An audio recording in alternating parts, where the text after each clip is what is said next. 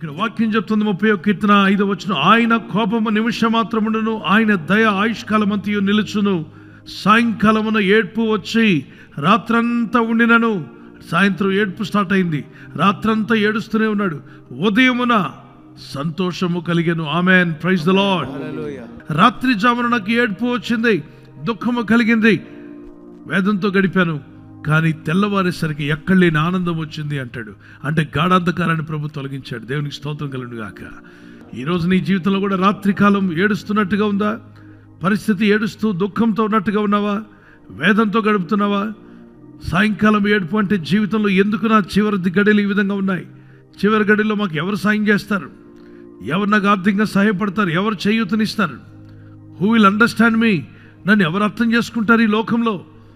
ఎవరు నాకు సహాయం చేయగలరు అనే వేదన, దుఃఖము మనిషిని బట్టి పీడిస్తూ ఉంటే ప్రభు సన్నిధిలో ఏడవండి. ఏడ్చేదో లోకం దగ్గర ఏడవకండి. మనుషుల దగ్గర ఏడిస్తే ఇంకా కొంచెం వరకు లోకులు కాకులుగా మారిని మిమ్మల్ని పొడుస్తారు. మీ విషయాలు అన్ని బజార్లోకి తీసుకువెళ్తారు. కానీ యేసయ్య దగ్గర కన్నీళ్లు కార్చిన వారి యొక్క ప్రార్థనలు విని వారి బ్రతుకులో వారు ఉన్నటువంటి గాఢాంధకారంలో నుండి దేవుడు వెలుగులోకి లాక్కొచ్చాడు. ఎంతమంది లాక్కొచ్చాడు మీకు తెలుసు బైబిల్లో. అబ్రహాం బలర్పిస్తున్నప్పుడు కూడా గాఢాంధకారం కమ్ముకుంది.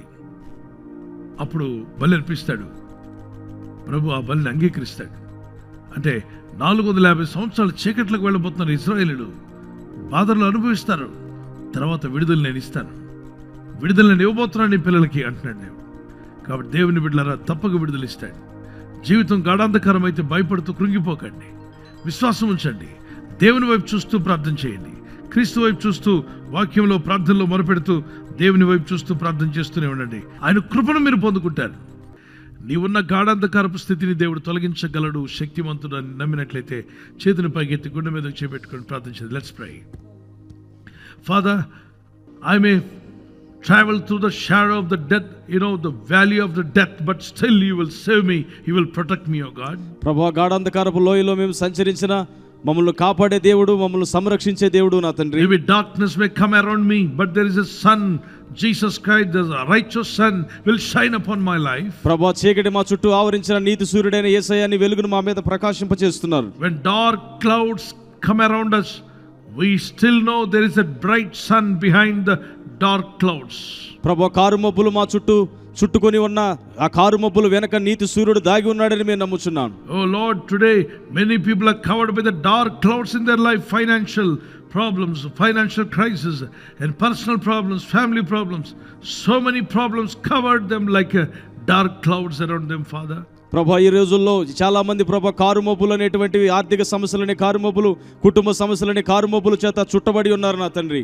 If anybody is surrounded by dark clouds of problems and sufferings and difficulties and confusion in their life, Lord Jesus, I pray for your sons and your daughters, set them free.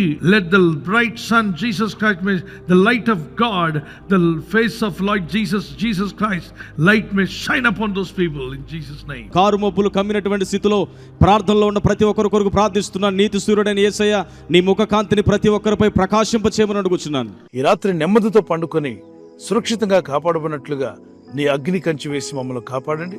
మీ చిత్తములో కొనసాగే కృప అందరికీ దయచేయమని యేసుక్రీస్తు ప్రశస్త నామములో వీరందరికీ చక్కని నిద్ర దయచేసి తెల్లవారు లేచి కృపను మాకిమ్మని క్రీస్తు యేసు నామములో అడిగి వేడుకుంటున్నామా పరలోక తండ్రి. ఆమేన్, ఆమేన్. ఈ వాగ్దానాన్ని మీతోనే ఉంచుకోకుండా లైక్ చేయండి, షేర్ చేయండి. అనేకులు ఈ యొక్క ఛానల్ సబ్స్క్రైబ్ చేసుకోమని తెలియపరచండి. సబ్స్క్రైబ్ చేయని వారు కూడా సబ్స్క్రైబ్ చేయండి. Good night. God bless you.